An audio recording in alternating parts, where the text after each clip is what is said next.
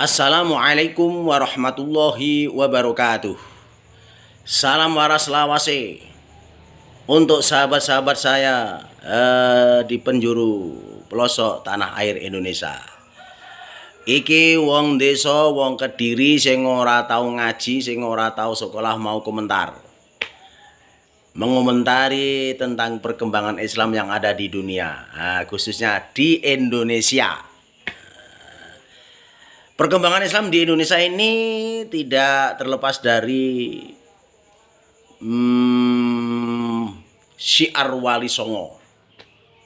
Karena memang Islam masuk di Indonesia ini di bawah Wali Songo. Dan Wali Songo itu cara mengembangkan Islam di Indonesia ini, khususnya di tanah Jawa, memakai sistem politik akhlakul karimah. Yang artinya di dalam mengembangkan agama Islam di tanah Jawa, yang sebelum Islam masuk di tanah Jawa, sebelum Wali Songo masuk di tanah Jawa, memang sudah ada agama-agama, yaitu agama Buddha, agama Hindu. Makanya saya mengatakan bahwa Islam masuk di bawah Wali Songo di tanah Jawa ini memakai sistem akhlakul karimah. Sehingga bisa dirasakan hingga sekarang bahwa Islam yang ada di Indonesia ini sangat banyak dan tercatat terbanyak di dunia. Karena memang Wali Songo pada waktu itu menerapkan sistem akhlakul karimah. Perang menang tanpa tanding, kalah tanpa ngasorake. Maka salam hormat, ya, saya wong Kediri. Salam hormat untuk zuriyah Wali Songo. Teruskan perjuangan Wali Songo dengan memakai sistem akhlakul karimah. Insya Allah Indonesia akan jaya di udara. Karena memang cara mensiarkan agama Islam, cara berbicara, cara apapun interaksi sosial itu selalu memakai sistem akhlakul karimah, meniru perjuangan Sunan Wali Songo. Saudaraku, di Indonesia ini ada penerapan sistem politik layang-layang putus. Sekarang ini bisa kita rasakan sistem politik layang-layang putus. Artinya ketika layang-layang itu putus, itu akan diperebutkan oleh anak-anak. Setelah layang yang putus itu tertangkap, ini akan direbut oleh teman-teman sehingga dirobek-robek. Inilah yang saya sebut sistem politik layang-layang putus. Akan atau pasti dirobek-robek sehingga rusak. Yang dirobek-robek itu bukan negara. Yang dirobek-robek itu bukan pemerintah. Yang dirobek-robek itu bukan Indonesia. Tetapi menurut pengamatan saya, yang dirobek-robek itu adalah Nahdlatul Ulama. Menurut pengamatan saya minta maaf. Kalau saya salah ya saya minta maaf. Karena ya memang saya nggak pernah sekolah. Ya. Indonesia, di sini ada organisasi terbesar namanya Nahdlatul Ulama. Yang konon katanya bahwa kalau ingin menghancurkan atau kalau ingin merusak atau kalau ingin menguasai Indonesia, maka hancurkan dulu Nahdlatul Ulama. Maka kuasai dulu Nahdlatul Ulama. Lah, cara untuk menghancurkan Nahdlatul Ulama itu dengan cara memakai politik layang-layang putus. Jadi di tubuh Nahdlatul Ulama ini memang diaduk, memang dirobek-robek, memang dihancurkan, memang dibuat supaya antara NU satu dengan yang lainnya bertengkar tidak rukun. Maka Indonesia akan goyah, maka negara akan goyah, maka pemerintahan akan goyah. Inilah kekuatan Nahdlatul Ulama. Maka saya mengatakan sekarang ini ada indikasi oknum-oknum yang ingin menerapkan sistem politik layang-layang putus. Yang diterapkan sistem layang-layang putus bukan negara, bukan pemerintah, bukan Indonesia, tetapi Nahdlatul Ulama. Karena notabene-nya berdiri tegaknya negara kesatuan Republik Indonesia itu adalah cagake niku NU, Nahdlatul Ulama. Lah siapa ya, yang memakai sistem politik layang-layang putus itu siapa? Siapa yang ingin mengaduk-ngaduk Nahdlatul Ulama itu? Siapa yang ingin menghancurkan Nahdlatul Ulama itu? Siapa yang ingin membenturkan antara kiai satu dengan kiai yang lainnya di tubuh Nahdlatul Ulama itu? Maka saya berpendapat sesuai dengan pengamatan saya yang ada di media sosial. Ya, ini pendapat saya sesuai pengamatan saya yang ada di media sosial. Siapa? Menurut pendapat saya, oknum-oknum yang bicaranya tidak memakai sistem politik akhlakul karimah seperti yang diterapkan Wali Songo. Suatu contoh, ada kata-kata yang mengatakan bahwa Jawa ini milik ulama tarim, Indonesia ini adalah milik ulama tarim. Nah ini, kita sebagai warga Indonesia, kita sebagai warga Nahdlatul Ulama tersinggung. Berpikir secara jauh, berpikir secara mendalam. Ini omongan apa ini? Bisa dibuat contoh atau enggak? Ada dasar yang menguatkan atau enggak berbicara semacam itu? Bahwa Jawa milik ulama tarim, Indonesia milik ulama tarim. Ini adalah merupakan satu provokasi kepada jamaahnya, kepada umatnya, kepada santrinya untuk membenci Indonesia, untuk membenci para kiai-kiai Nahdlatul Ulama. Yang ujung-ujungnya itu pasti dia mengatakan, kalau tidak sayang dan cinta kepada habaib, maka kamu akan masuk surga, masuk neraka. Ini saya tidak akan menyebut namanya. Sehingga dibenturkan NO satu dengan yang lainnya. Satu itu, ada tokoh agama yang menamakan diri sebagai imam besar. Imam besar. Ya, yang katanya mengalir darah Kanjeng Nabi Muhammad Sallallahu Alaihi Wasallam. Tapi bicaranya adalah tidak memberikan satu kepada masyarakat supaya tebal imannya, tetapi malah justru memberikan kesan memecah belah. Contoh, ya, kami adalah pemimpin kalian, kami adalah penguasa, kami adalah dan lain sebagainya. Satu itu. Contoh yang kedua, ya, siap angkat senjata, ya, siap gempur istana.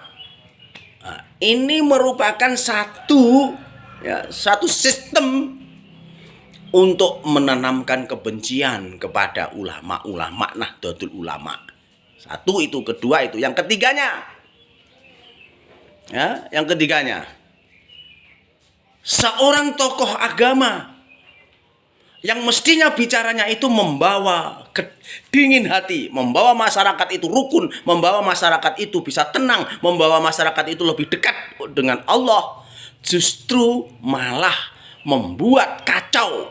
Suatu contoh, mengatakan seorang kiai ngajinya di kandang kebo. Ini mulut seorang imam besar yang mestinya tidak terjadi mengatakan semacam itu. Tidak akan keluar dari mulut imam besar. Harusnya memakai sistem akhlakul karimah. Ini memang dia berusaha semacam itu biar Nahdlatul Ulama ini benturan. Ini sangat kita sayangkan. Maka dari itu, saudara-saudaraku, mungkin penilaian saya, ya, bahwa NU ini dipecah belah, memakai sistem layang-layang putus ini dengan jalan menilai kejadian-kejadian kemarin hingga sekarang di media sosial yang memang kesane itu membuat kisruh negara, dan yang paling penting adalah membuat Kisruh Nahdlatul Ulama. Padahal setahu saya habaib di Indonesia ini tidak ada yang menghormatinya, tidak ada, kecuali dari Nahdlatul Ulama. Loh kenapa? Kok sampai dengan kiai-kiai ulama-ulama NU dia bicara yang keluar dari kesopanan seperti comberan.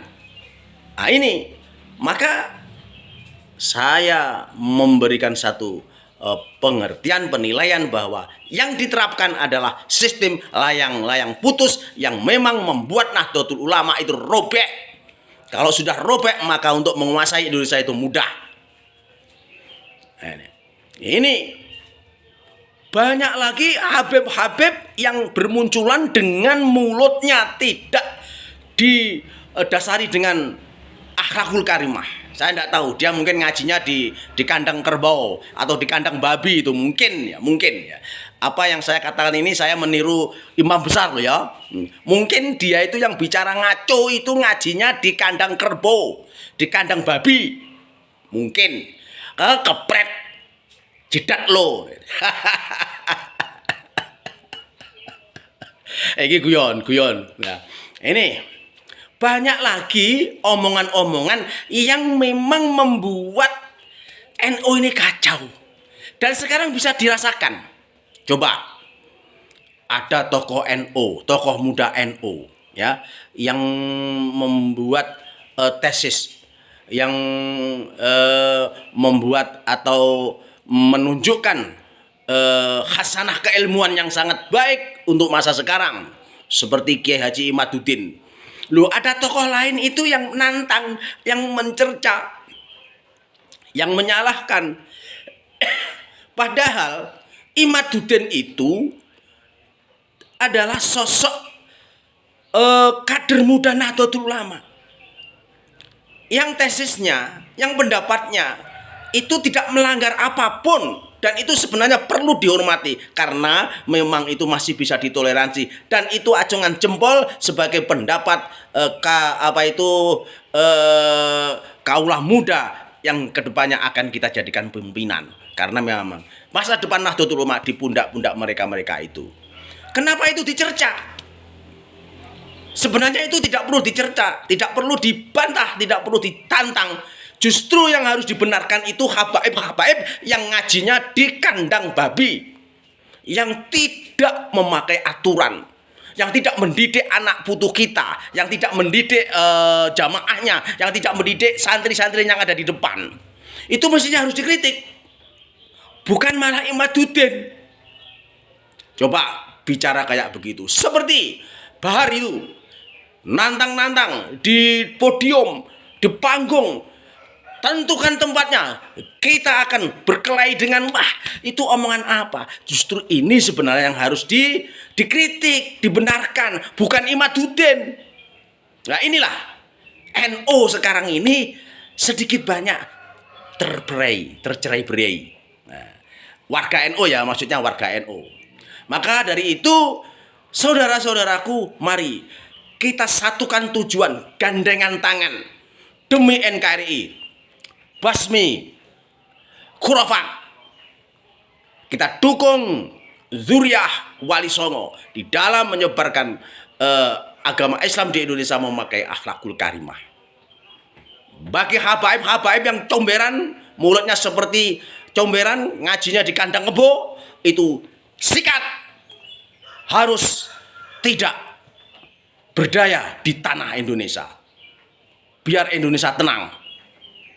Maka dari itu saudara-saudaraku, mari kita introspeksi, mawas diri, supaya kita berjalan ke depan nanti hati-hati, ya, hati-hati, tidak menyakitkan orang lain, biar Islam di Indonesia ini ngeremboko, biar Islam di Indonesia ini tenang, biar Islam di Indonesia ini adalah merupakan satu contoh untuk memberikan ketenangan, tenang di dunia dan tenang di akhirat, gitu. Cukup sekian dari saya. Barangkali omongan saya itu salah, maka saya minta maaf. Yang jelas, omongan-omongan habaib, sebagian habaib yang seperti comberan ngaji ning kandang babi, jangan diberikan tempat untuk hidup di tanah Indonesia. Bunuh karakternya, potong kreativitasnya biar tidak membuat kacau warga masyarakat pribumi Nahdlatul Ulama, pribumi Indonesia. Ya, sekian dari saya. Bila ada kesalahan saya minta maaf. Inilah sedikit daripada penilaian saya kejadian-kejadian yang saya amati awal hingga akhir di media sosial. Maka dari itu saya menyimpulkan pendapat-pendapat yang saya katakan tadi. Barangkali kalau ada kesalahan saya minta maaf. Wabillahi taufiq wal hidayah. Wong Kediri. Wassalamualaikum warahmatullahi wabarakatuh.